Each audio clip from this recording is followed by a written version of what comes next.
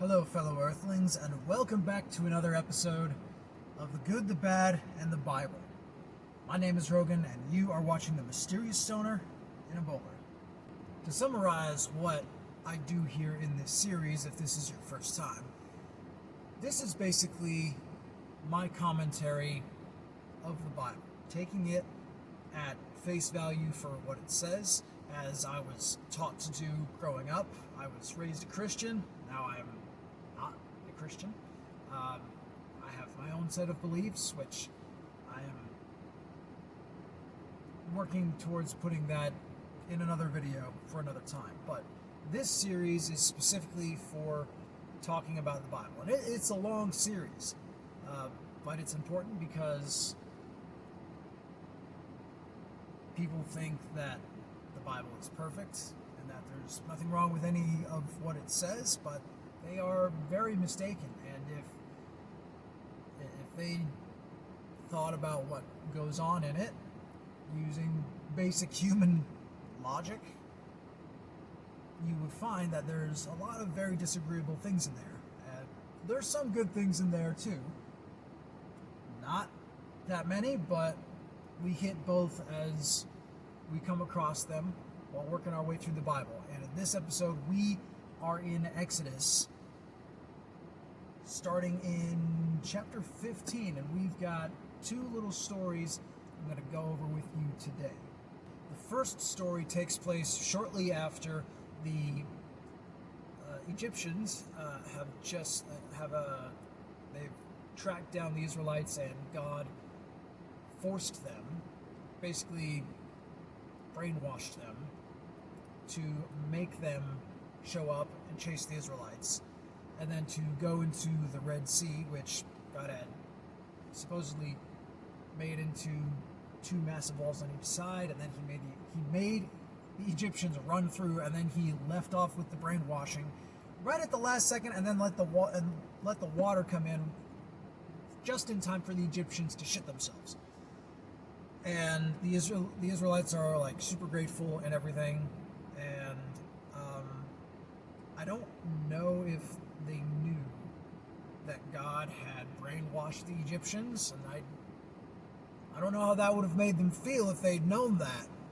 They may have had a little bit different opinion about Jehovah if they had known, but it doesn't say anywhere that Moses told them that. Very interesting.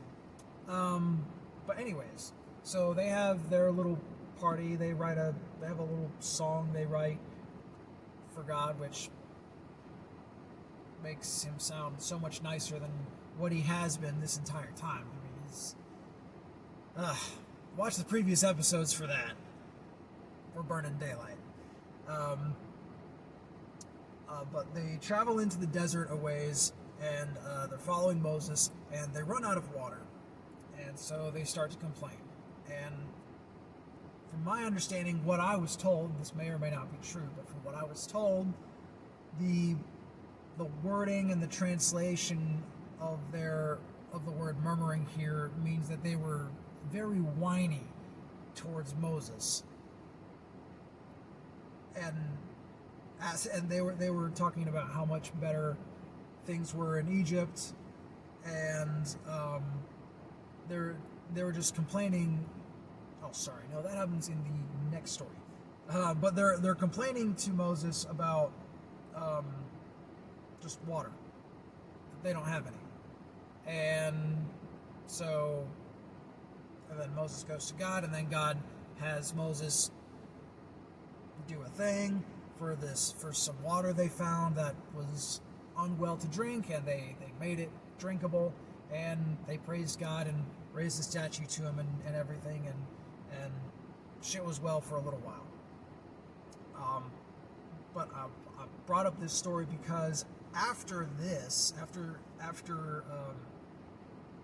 happens,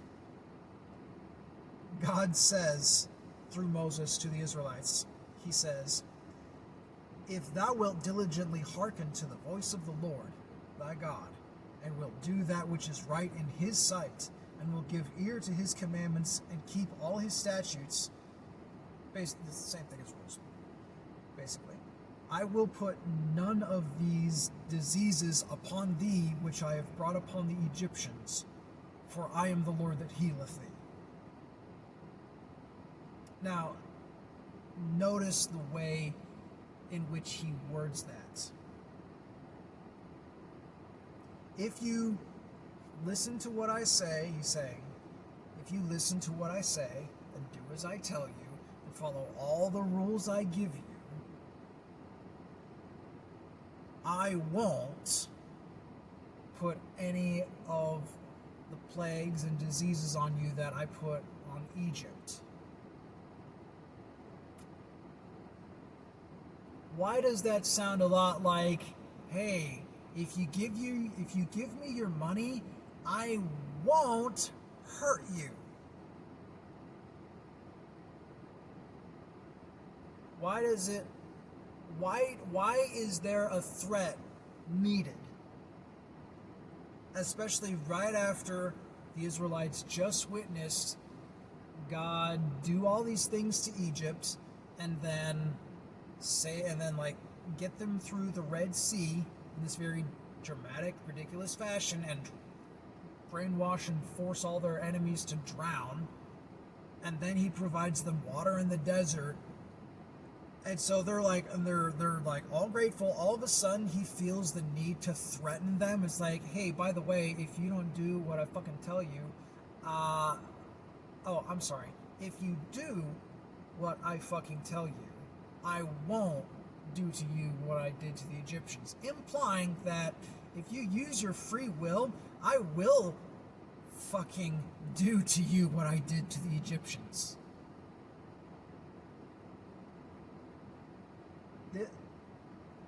This is and he's like, because I'm the God that heals. Wow. You sure it's not the God that bullies? Because that's what you just did to the people that you supposedly saved and did all these miracles for. They're super grateful to you. You're talking about how you're the God that heals, but you just felt like you had to threaten them. Oh, why? Also, why would he have to worry about them not doing as he says? Like, if he's the God of the universe, surely anything he says, they would be willing to listen to because it would be right and everything would go fine, right? There wouldn't be any reason for them to, like if he stopped doing miracles or something, there wouldn't be like he wouldn't give them a reason to wander off, right? Right? So what's he worried about? If he's gonna keep doing right by his children of Israel and they do right by him, why does he need to threaten them? Because humans are bad and sinful.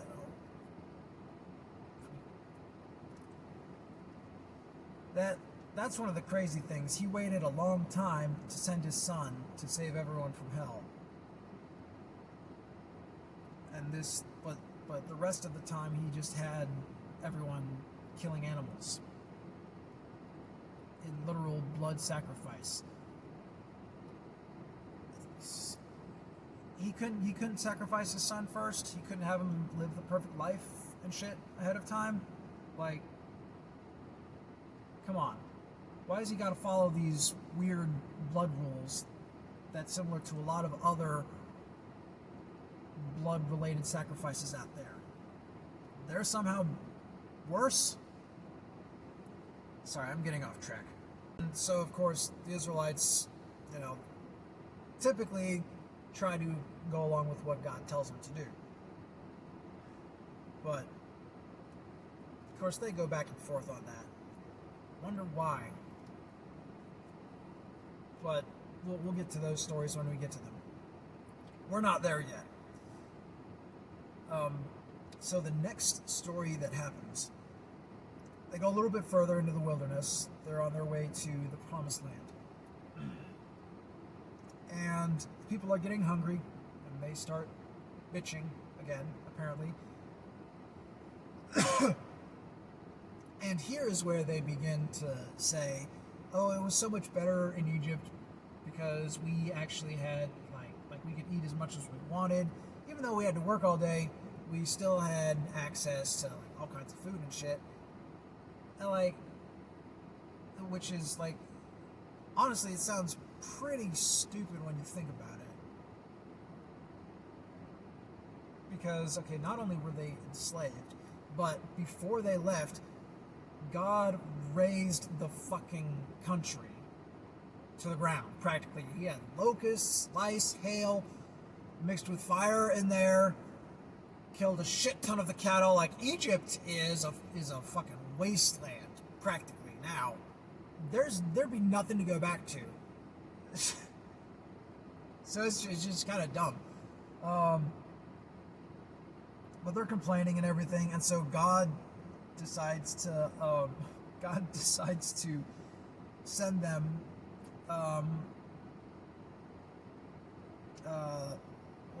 what the Israelites call manna, and he has it rain down from the sky in the morning, and then he has quail show up in the evening for them to eat. Which, I mean, you gotta think about it. There's a lot of people. I mean, this is a whole nation we're talking about. I don't even know how the Egyptians managed, but they did. Maybe it was leftovers from all the food that they saved from the 7 good years previously. But anyways, that's in reference to a whole different story. So God makes this bread. That's what this manna is, bread, to rain down from the sky. And he attaches along with it all these rules. It is really particular. Like, everyone gets a certain amount, understandable. But then there's rules as to like, don't like I'm gonna make it rain down, but you have to pick it all up. Literally, it says that they have to pick it all up. And if they don't, and they leave it out overnight, it says it some of the people did it, and it said, and it bred worms and stank, which is like, that's fucking nasty. Like, why can't it, like, why would that be necessary?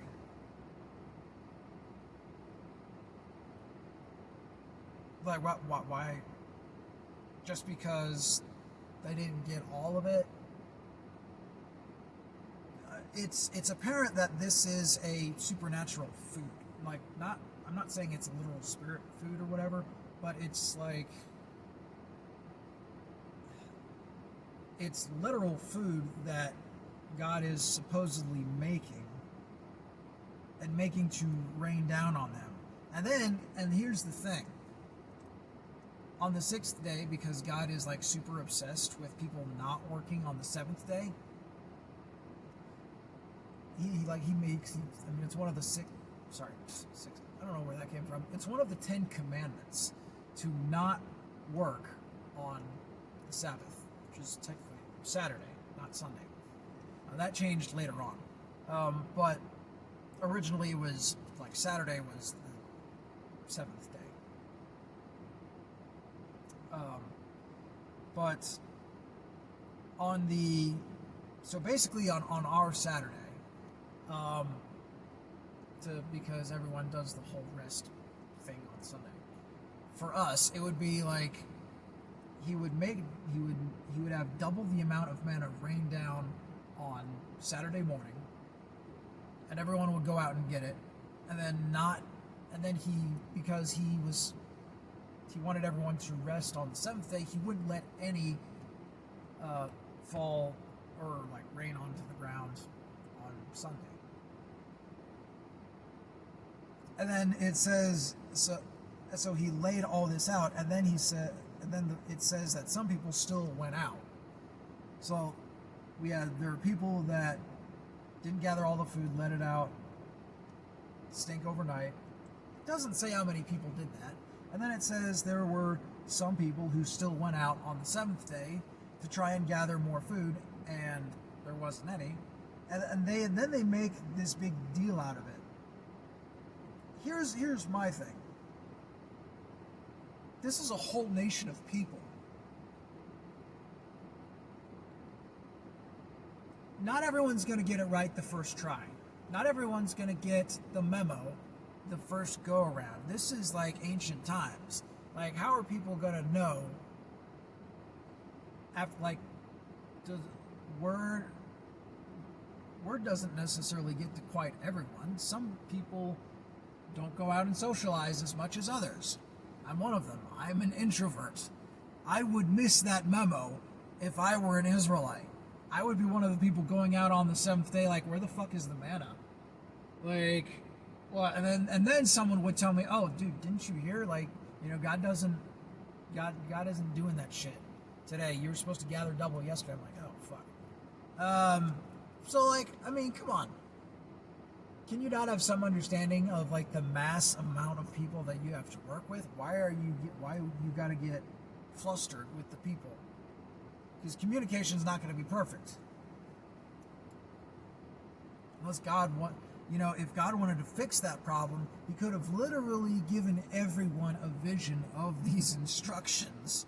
Sent an angel to talk to make sure everyone knew the deal. He left it up entirely to Moses and to humans. Of course not everyone's going to get the fucking memo. Come on, be realistic. People don't get the memos today, and they have smartphones and emails,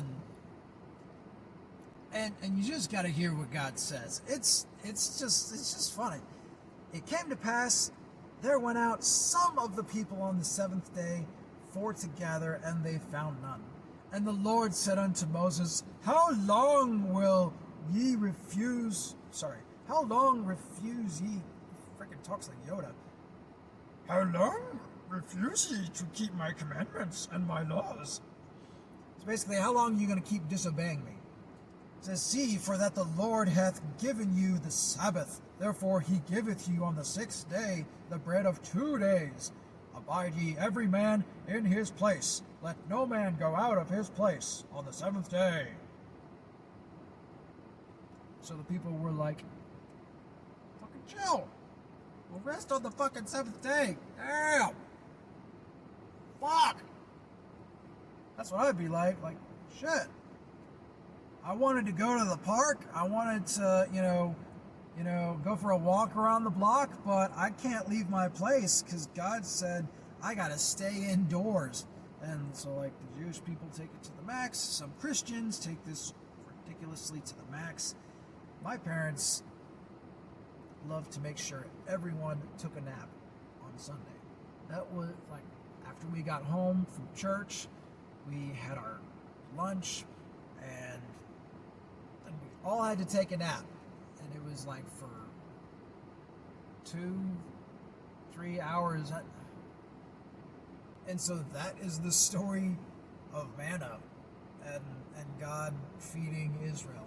And this, there's actually multiple stories about God getting water for the Israelites. And that was just the first one. We've got at least 2 more. But yeah, God was like this obviously isn't the worst God has been, but he is super picky. Like, you go out, you get it in the morning, you get so much. On the 6th day, you gather twice as much. And if you go out on the 7th day, I'm going to yell at you and be frustrated with you. If you leave any out overnight, on the regular weekdays, it's going to breed worms and it's going to stink. Do as I tell you, stay in your place on the Sabbath day.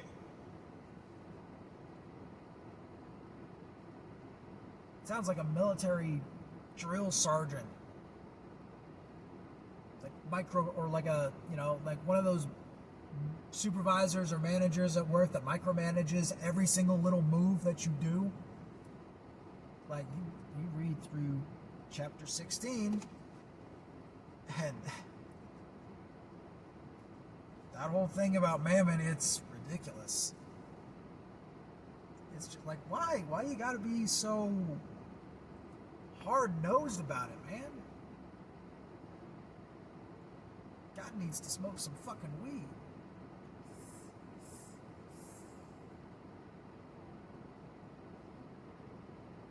God has no chill. No chill. Not till the New Testament. It's like he's a totally different God. Kind of suspicious, if you ask me. There might be some bullshit involved. Some people may have fucked with the Bible, you know? Left some books out. Maybe put in some books that shouldn't have been there. Made some changes. Which is funny, how there are so many variations of this book.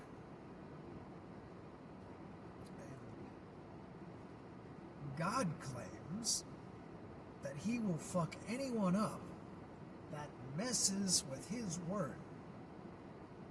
Well, people have messed with this book. They have messed up translations. They have multiple versions, of which the King James Version supposedly is not even the best, but it's the one I was raised on, so that's what we use. And it has caused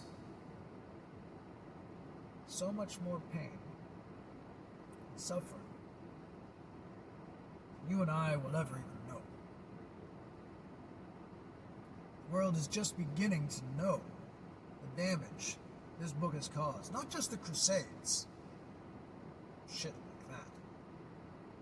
It's done a lot more than just that. It's ruined people's lives. It's given people reason to do bad things. It's caused good people to do bad things innocently.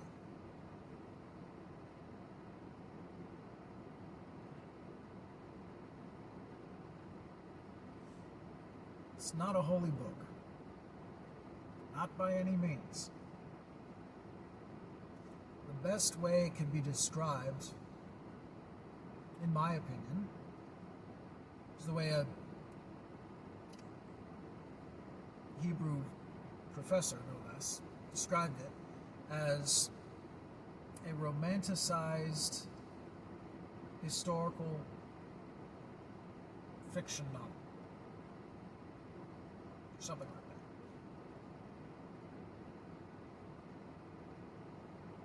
Because this pertains to some things that did happen. I think the flood is one of them, because it shows up in other cultures, old ancient stories. So there's some consistency there.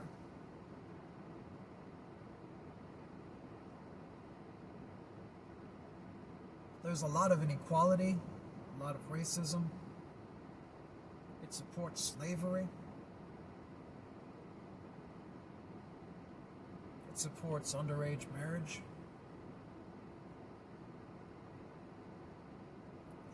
It's a fucked up book. Just watch the last couple episodes. Those alone will tell you plenty about the character of Jehovah. But there's plenty more that you can see that I've already created. Plenty of other videos, and there's going to be a lot more to come. I was raised to take this book as truth, to accept every word of it. I've come to learn how full of shit it is. And I'm exposing it. Every single bit of it. To the world, to you.